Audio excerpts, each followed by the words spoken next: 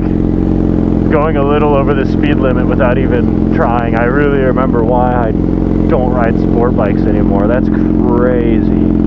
I just feel like I'm cruising because the gearing's so long that I'm not even going fast. Yeah, look at that. I'm going like 60 and it's at like 4,500.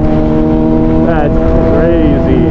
But yeah, I need to keep it cool, you know, stay chill. It's really easy to get carried away on these sport bikes. Calm, chill ride.